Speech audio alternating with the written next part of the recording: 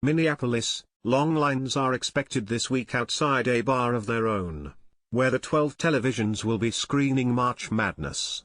Only women's March Madness. And when the NCAA Women's Basketball Tournament isn't monopolizing the airwaves, the bars TVs will blast women's NCAA softball, women's professional hockey and women's Olympic qualifiers, among many other sports.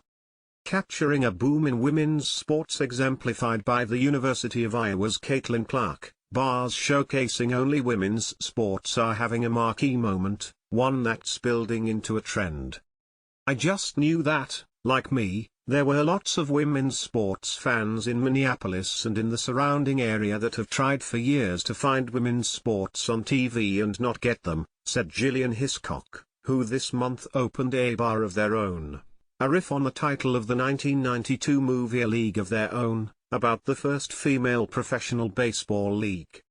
Hiscock, a former college student recruiter, said her aha moment came in 2022 when the University of Minnesota's softball team was in the national tournament and ESPN was airing it, but she couldn't find a bar showing the game.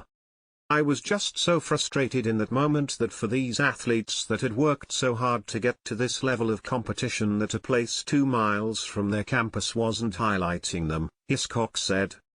She said hers is the first bar in the Midwest to focus solely on women's sports, welcoming customers from budding fans to girl dads to professional athletes. Claire DeGeorge, a player for Minnesota of the Professional Women's Hockey League, Rugby Olympian Katherine Johnson, 5-time WNBA champion Rebecca Brunson, and Diamond Miller, a forward on the WNBA's Minnesota Lynx, have all stopped by to sign the bar's Athlete Wall of Fame.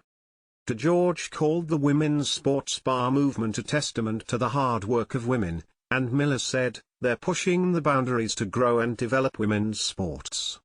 Team jerseys, scarves and game balls line the bar's walls, along with other paraphernalia marking standout moments in the history of women's sports.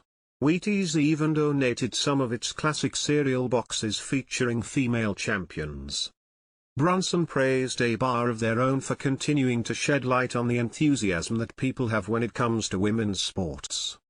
Decked out in University of South Carolina gear, alumna and former student athlete Em Harding is a regular.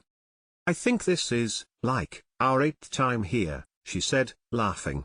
"I still can't believe that this is here, this exists."